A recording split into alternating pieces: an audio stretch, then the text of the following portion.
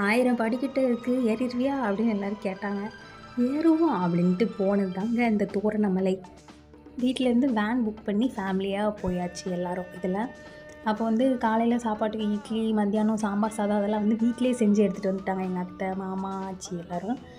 இங்கே சென்னையாக இருந்தால் நம்ம வெளியே சாப்பிட்டுக்கலாம் அப்படின்ட்டு போவோம். ஆனால் இது வந்து வீட்டில் செஞ்சு எடுத்துகிட்டு வந்து எல்லோரும் ஒன்றா உட்காந்து சாப்பிட்றது ஒரு பெரிய சுகம் ஆக்சுவலாக. படியேற ஸ்டார்ட் பண்ணி 10 படிக்கிட்ட ஒரு 15 படிக்கிட்ட தான் ஏறியிருப்பேன்.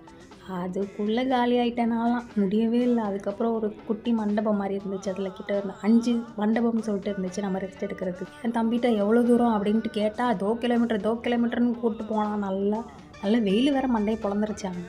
அதுக்கப்புறம் மேலே போயிட்டு வியூலாம் பார்க்கும்போது மனசே குள்ளுன்னு ஆயிடுச்சு. முருகரை பார்த்தோன்னே அப்பா சாமி நான் வந்துட்டேன்ப்பா உன்கிட்ட அப்படின்ட்டு ஆயிடுச்சு. ஏன்னா முந்தின நாள் வேறு எனக்கு கனவில் வேறு முருகர் வந்து காப்பாற்றுற மாதிரிலாம் வந்துச்சு. அதுக்கப்புறம் சாமிலாம் கும்பிட்டுட்டு ஒரு ரீல்ஸ்லாம் ஒன்று எடுத்துகிட்டு அப்புறம் கீழே படி இறங்கியாச்சு. படி இறங்கும் போது தான் ஆட்டமே. கால்லாம் கிட்டு நடுங்குது. அப்போ வந்து சைட்லலாம் வந்து கல் வச்சு வீடு கட்டு அப்படின்னு சொல்லிட்டு இருந்தான் எங்கள் ஆச்சிலாம். எதுக்குன்னு கேட்டப்போ தான் அந்த காலத்தில் வந்து இந்த படியெல்லாம் கட்டுறதுக்கு வந்து கல்லெலாம் வந்து இவங்களே எடுத்துகிட்டு போவாங்க. பக்தர்கள் எடுத்துகிட்டு போய் எங்கள் சைடில் வைப்பாங்களாம். ஸோ அதுக்காக தான் அது அப்படின்னு சொல்லிட்டு சொன்னாங்க. அப்புறம் கீழே இறங்கி சாப்பிட்டுக்கிட்டு கிளம்பியாச்சு. அவ்வளோதான்.